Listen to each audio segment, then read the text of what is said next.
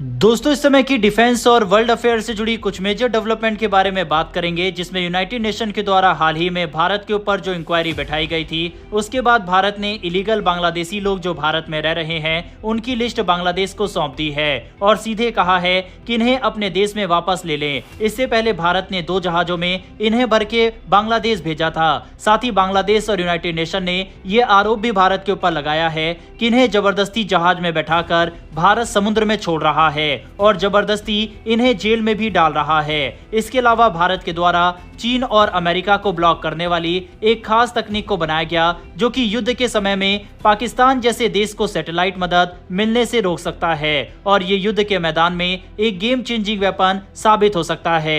इसके अलावा United nation में 193 देशों के सामने भारत ने फिर से पाकिस्तान के प्रोपेगेंडा की पोल खोल दी है। इन सभी खबरों के बारे में इस वीडियो में डिटेल में बात करेंगे, इसीलिए वीडियो को अंत तक जरूर देखिएगा। बांग्लादेश की तरफ से हाल ही में यह आरोप भारत के ऊपर लगाया गया था कि भारत जबरदस्ती पुश इन करके बॉर्डर से लोगों को हमारे देश में भेज रहा है। उसने ये भी कहा कि अगर कोई इलीगल लोग बांग्लादेश में भारत के रहते हैं तो हम बातचीत के जरिए भारत से मामला सुलझाते हैं, लेकिन भारत की तरफ से इस तरह की हरकत की जा रही है जो कि बेहद शर्मनाक है। इतना ही नहीं, बांग्लादेश ने यह भी कहा कि हम बातचीत से मैटर को सुलझाते हैं, जबकि भारत जबरदस्ती करता है। बांग्लादेश का यह बयान तब सामने आया था जब एक हफ्ते पहले यूनाइटेड नेशन की एक रिपोर्ट में यह कहा गया कि भारत बांग्लादेशी इलीगल लोगों को जहाज में बैठाकर समुद्र में छोड़ रहा है, जो कि मानवता के खिलाफ है और इसके खिलाफ यूनाइटेड नेशन की तरफ से इंक्वायरी भी बैठाई गई थी। इसके बाद बांग्लादेश की तरफ से यह बयान सामने आया था। अब इस पर भारत का भी स्टेटमेंट सामने आ चुका है। विदेश मंत्रालय के प्रवक्ता रणधीर जायसवाल ने एक प्रेस कॉन्फ्रेंस में बताया कि भारत में ऐसे करीब 2369 लोग हैं जिनकी पहचान बांग्लादेशी नागरिकों के रूप में हुई है, लेकिन बांग्लादेश सरकार ने अब तक उनकी नागरिकता की पुष्टि नहीं की है। ये मामला करीब 5 साल से लटका हुआ है। इनमें से कई लोगों ने अपनी सजा भी पूरी कर ली है, लेकिन नागरिकता की पुष्टि न होने की वजह से उन्हें वापस नहीं भेजा जा पा रहा। भारत ने बांग्लादेश से कई बार अनुरोध किया है कि वो जल्द से जल्द इनकी नागरिकता की जांच पूरी करे ताकि इन लोगों को वापस उनके देश भेजा जा सके। खबरों के मुताबिक पिछले कुछ दिनों में भारत ने करीब 109 लोगों को सीमा पार वापस बांग्लादेश भेजा है।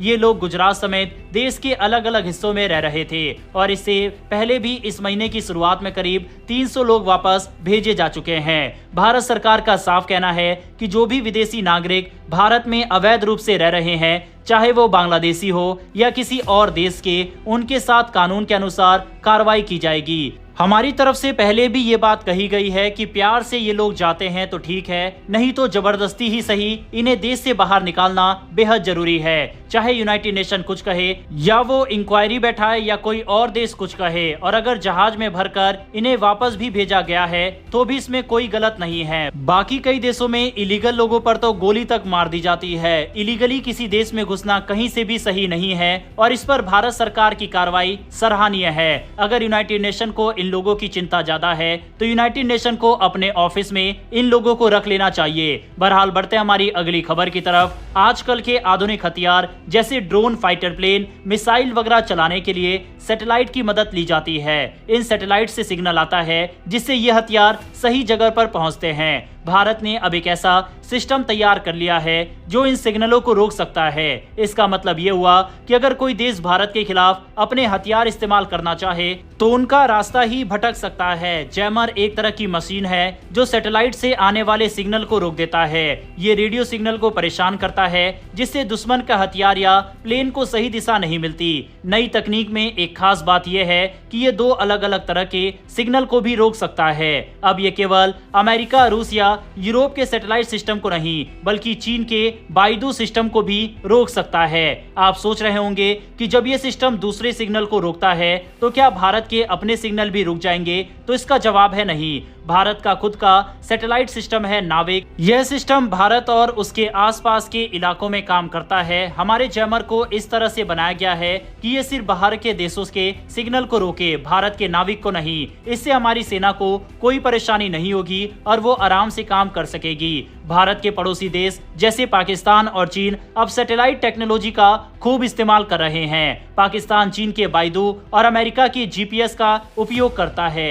अगर कल को कोई लड़ाई जैसी स्थिति बनती है तो हम बॉर्डर पर ये जैमर लगा सकते हैं। इससे उनकी मिसाइल, ड्रोन या एयरक्राफ्ट को दिशा नहीं मिलेगी और वो फेल हो जाएंगे। सवाल ये उठता है कि क्या ये सिस्टम कभी इस्तेमाल हुआ है? तो जी हाँ दोस्तों, कुछ समय पहले जब पाकिस्तान ने अपनी मिसाइल टेस्ट करने की बात कही थी तब भारत ने बॉर्डर के पास ये जैमर लगाए थे।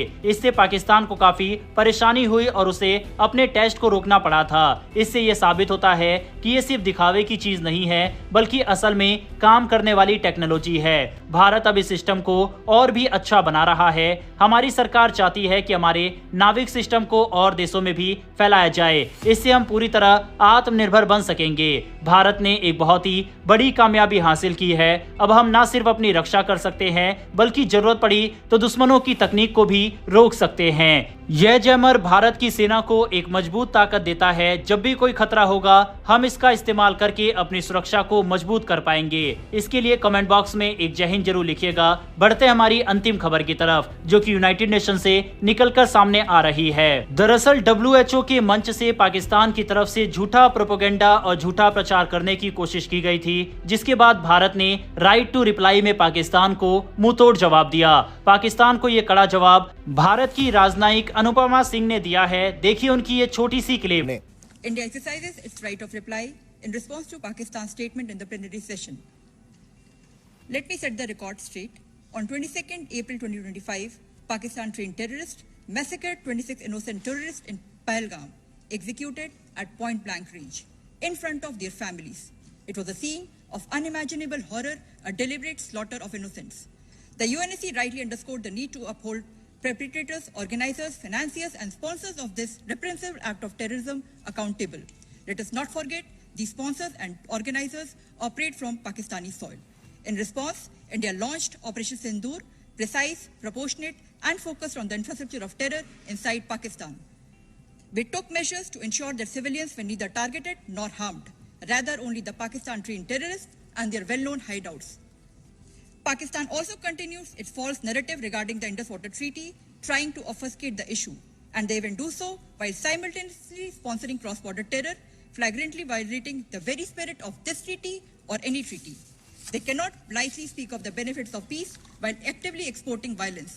पाकिस्तान का झूठा प्रोपेगेंडा न सिर्फ यूनाइटेड नेशन में बल्कि अब दुनिया के हर कोने पर एक्सपोज किया जाएगा।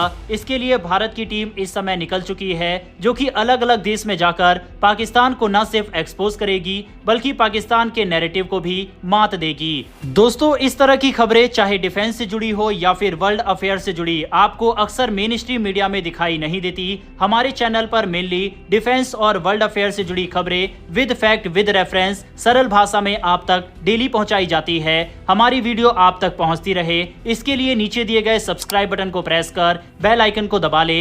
इससे हमें काफी मोटिवेशन मिलता है और आप तक डेली वीडियो ऐसी पहुंच पाती है। साथ ही जिन लोगों ने हमें सब्सक्राइब कर रखा है उनका बहुत धन्यवाद। फिलहाल इस वीडियो में इतना ही। इस पूरे टॉपिक पर अपनी राय कमेंट बॉक्स में लिखकर बताइएगा। फिर मिलेंगे ऐसी एक नई वीडियो के साथ। धन्यवाद। जय हिंद, जय भारत।